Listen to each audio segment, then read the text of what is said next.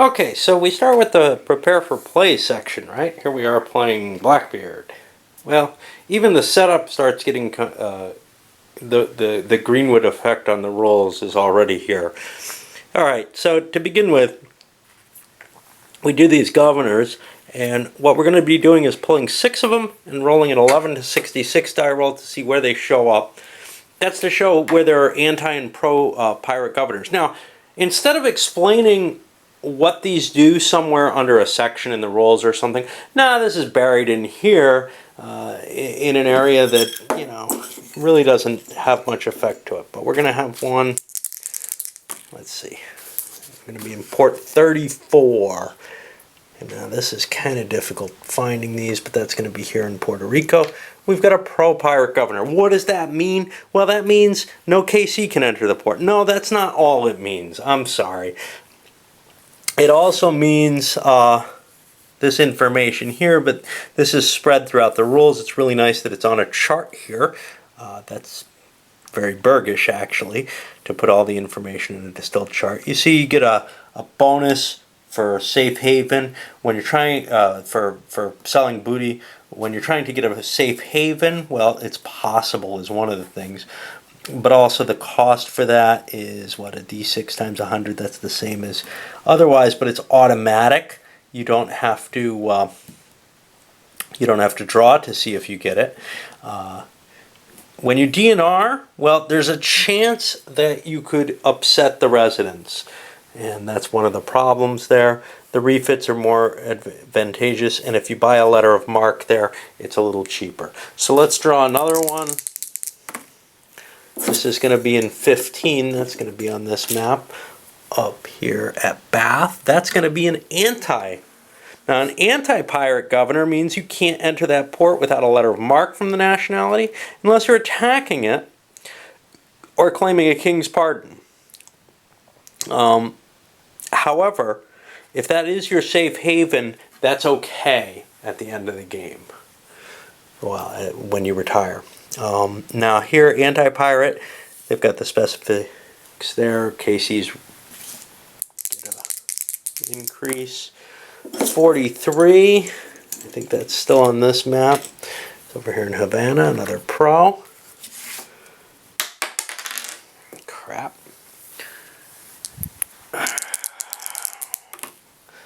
$25. Over here an anti. 66. 66 is a pirate haven that's not eligible for a governor, so we roll again. 54. Over here in the Portuguese section, we got an anti.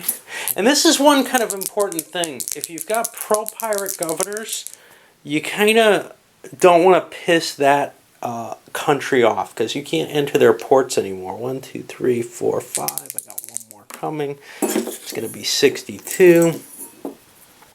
That'll be up here in Bombay, and that's an anti. Antis don't really matter too much, but you can see there's a couple of Spanish pro-pirates.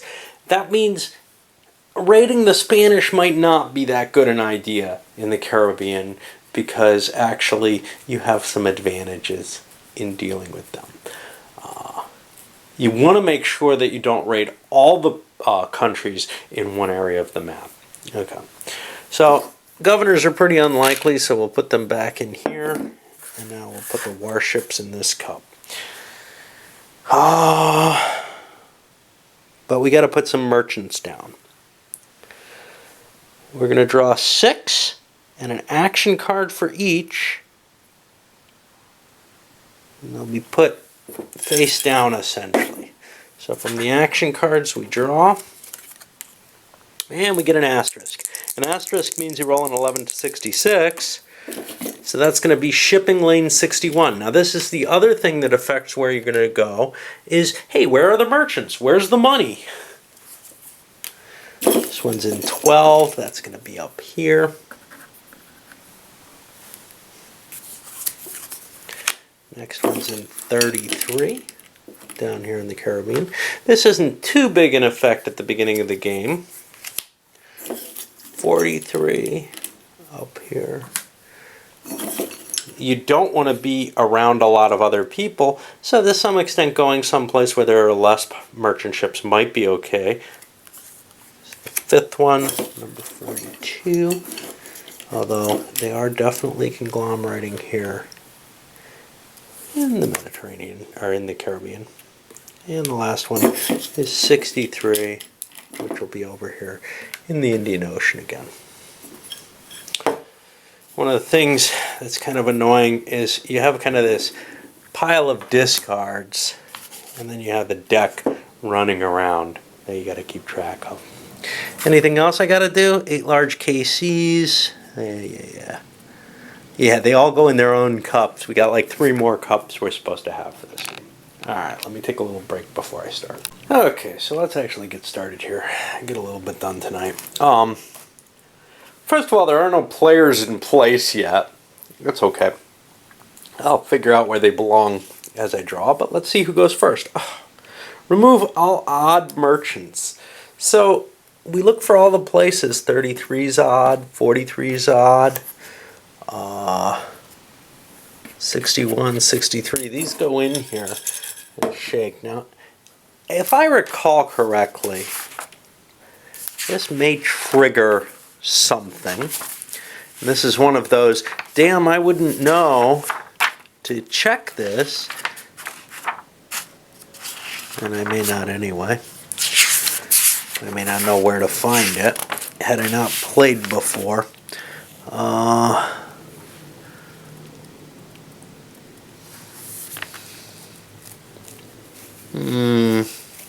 See, I seem to remember when you remove a bunch of merchants, you draw a new one immediately. Maybe I'm mistaken, though. Ah, crap.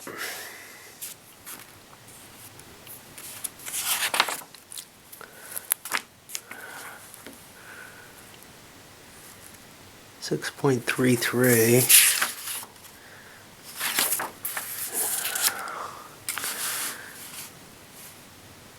Okay, when the action line states remove all merchants are sent back to the cup, and then it says the same thing about even in just as many lines.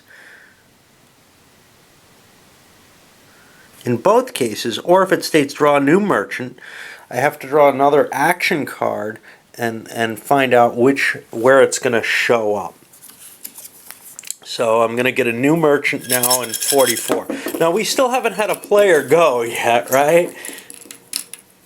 Oh, I shouldn't look.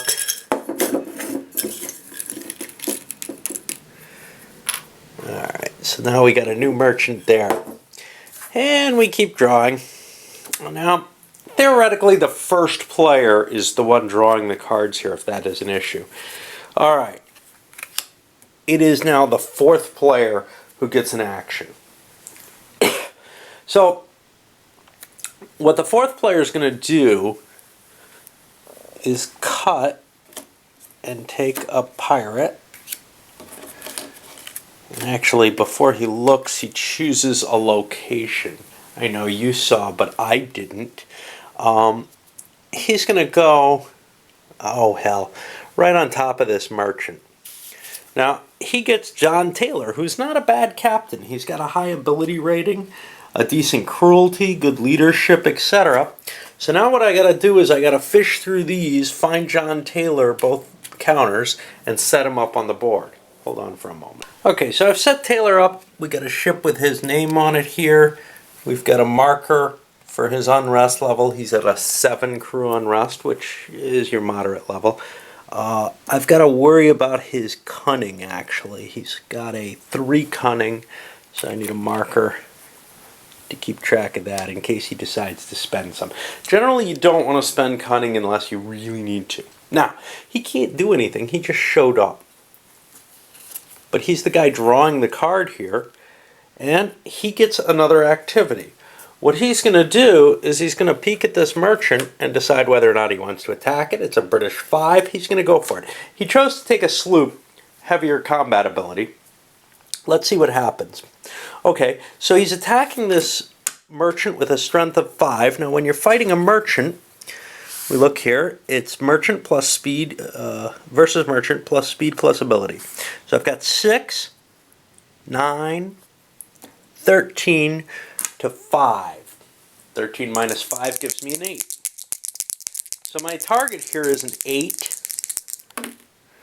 And I roll an 11. That's not good, but it's not within 2. What that means is this merchant just fled from the field, and I've spent an action and didn't get anything. I didn't lose anything either, though.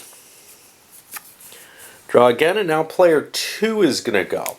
Well, again, we cut and draw ourselves another pirate, and that can't be good. This is hard to do with one hand. Where's he going to land? Well, there are limited ships. I think I'm going to go nearby here in the Caribbean. I draw my pirate. Now this is player 2. I'll keep him here. That's Quelch.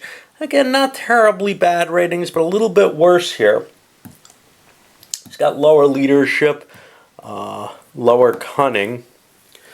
The dual rating a little better, but that doesn't really matter much. So now I've got to fish Quelch out, and I'm going to put him here. Why here? Well, because it's near the it's near the Caribbean side of things. Yeah, I'm getting confused here. And the Caribbean's an easier area to find stuff in. Of course, it's also an easier area to find storms in, tropical storms and the like. So maybe it would have made sense to go up in the North Atlantic. There's nothing out here, so I wanted to draw where I'm sitting on a merchant ship. I figure some of the other players might go into the Indian Ocean or whatever. We'll see. Alright, let's figure out what I want to do with a ship, and I'll come back in a moment. Alright, so again we have Quelch in place, and we've got his marker up there as well. One of the cool things about all of these, they've got a whole, you may have seen a glimpse of it, a whole description. Now this makes the back sides of the cards kind of revealed, which is why you have Captain Blood on the top and you cut for who you get. You've got a whole description of the life of the people. Taylor's one of the few winners, someone who retired successfully. What about Quelch here? Quelch, like Kid. Yeah, he doesn't sound like he did too well. He hangs. It doesn't seem too impressive. But you've got this little biographical description on the back of each of them, which really adds a lot to it. Some of them are pretty boring, but some of them are really, really fun. I'm not sure how historically accurate the legends of the pirates really are. So, you know, some of them like Lolonais feeding his opponent while he's alive, his heart, seems a little less than believable. But that's the kind of stories that we're going around. Now, the player number 2 is drawing a card. He gets a move warships or draw a warship. Let's see what happens there. Move warships. You may place a new warship on a randomly selected shipping lane by checking the shipping lane thing. So his choice would be to move each of the warships on the table or draw a new one. Since there are no new ones to draw, he has to, or since there are none on the board, he has to draw a new one. And what we're going to get is a random warship, and we don't get to see what it's like in space 32. Let me do a little shuffling, and it's put here. We don't know what nationality it is. That might be indicated on the back. He's still the last mover, so he continues to draw. And now it's up to player 1. And again, we go for a cut. We'll see what we get. Oh, by the way, with Quelch, I made the decision to play a schooner. Schooners are kind of crappy in my opinion. I don't really like them, but I feel like I should start at least 1 or 2 of them out of the set. In general, they're kind of cool. See, here's the thing. You kind of want a good ability with them. But the problem is, a guy with a lousy ability is more worried about trying to run away from people. The problem, and I don't have my little markers here for him, his speed and combat ability. The problem is, his combat rating is only 8, whereas Taylor here is looking at a 10 when you add things up. And then you have the speed in that goes up to 13. Taylor's a lot more capable of taking prizes than Quelch is. And in part, Quelch has hurt himself by taking 1 less point. It's usually a bad choice. And player 1 has added Captain Kidd to the game. Now, You're allowed to have up to 2 pirates on the board at one time. You're also allowed to have 3 over the course of the game. Once you lost your 3rd pirate, you're out of the game. Or retired with your 3rd pirate. You might still win the game in that case, but you can't play anymore. Anyway, back to this. Kid is a particularly lousy pirate. He's got an okay ability, but with the low cruelty, he's not going to get a lot of notoriety. He's just overall pretty lousy. And historically, he was more of really a privateer than anything else who got himself in trouble. Anyway, it's important that you're allowed to have 2 on the board, but in general, you don't want to. Because a 2nd pirate, if you're doing it all well, is a means for one of your 2 pirates to get hit pretty hard by people doing KC actions or whatever, because you can only choose to take an operation with one of your pirates. Anyway, that's player 1 going up there. So generally people only have 1 on the board at a time. Every now and then you might see someone have more. Now we hit player 2, gets to go again. And he is going to do the little, hey, let's see what you got. This guy made an attack. I forgot to mark that. He gets a British flag. He's no longer welcome in British ports, for example. Now let's see what Quelch gets here. Quelch is also going to get a British flag. He's got an 8, 9, 10, 11. He's going to have a target number of 6. That's not very good. But he wants to go for it. He rolled a 7. That means he takes a point of combat damage. And I'm going to put this ship on top of him to indicate that that has already done some damage to him. That means he gets double cruelty if he takes it. Alright, let's draw another card. And we go back to player 4. Now you'll notice player 3 has not gotten a turn yet.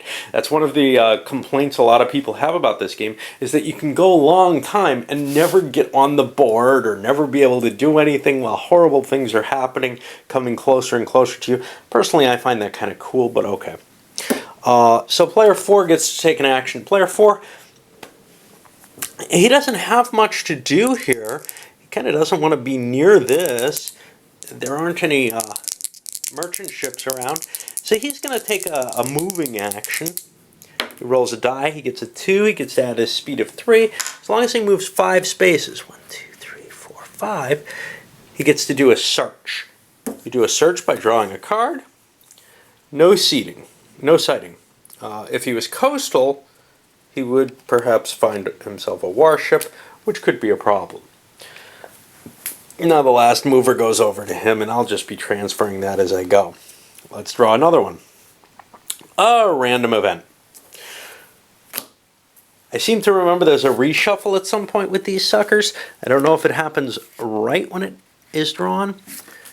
All cards are reshuffled, and then you draw a random event. Yeah. Okay, so I'll come back as soon as I'm done reshuffling. Well, let's see what comes up. Event is 17I, place a governor. Okay, this is kind of annoying. What I'm going to be doing is I'm going to be digging through here and pretend it's in a cup. Usually I drop them in the cup before that. I don't remember if we draw a card for the governor. Gotta look that up. Place a governor. We do a die roll. Sometimes you do a die roll 11 to 66. Sometimes you do a draw. And that's all I wanted to do. I get 56. 56 is not occupied, so we get that marker. There's different results, and we've got a pro-pirate governor there in the Turkish territories. Sometimes you get different results based on what you... well,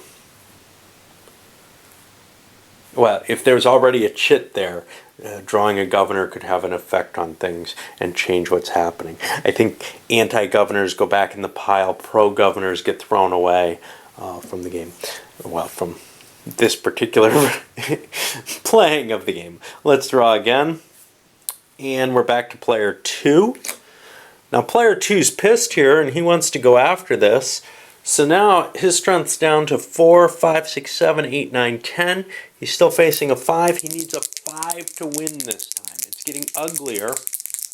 He's got a lousy pirate though, and he'd almost rather lose that pirate.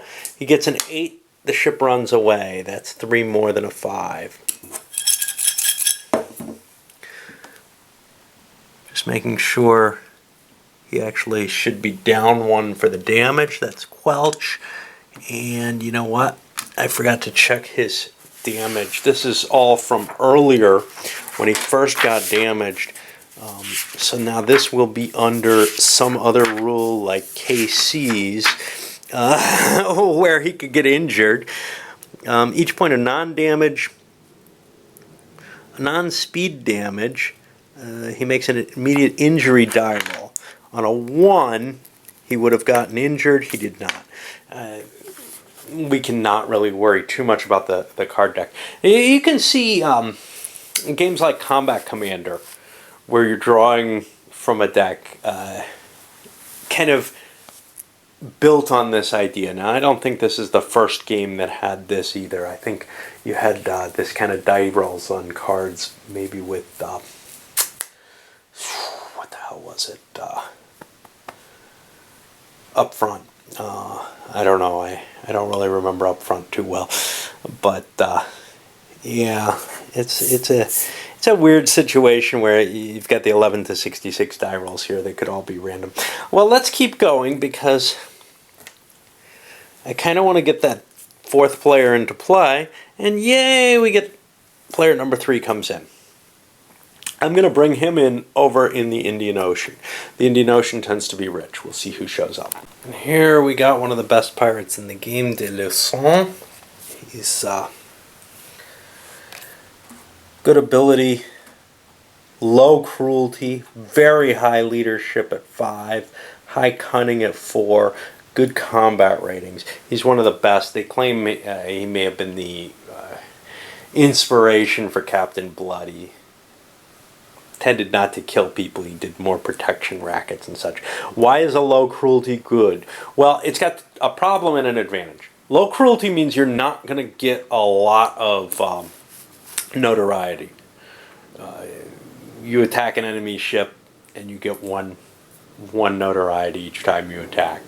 But what's really good about it is collecting cash. Now, you seldomly see anybody win this game except by attrition of the other players, to tell you the truth.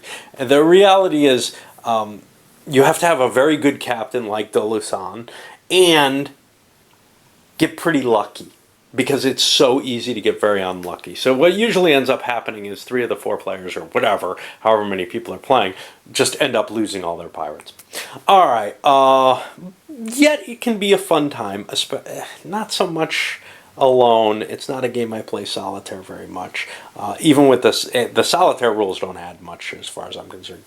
You're just playing out one pirate, and you have some little mechanics to like smack you around a little harder.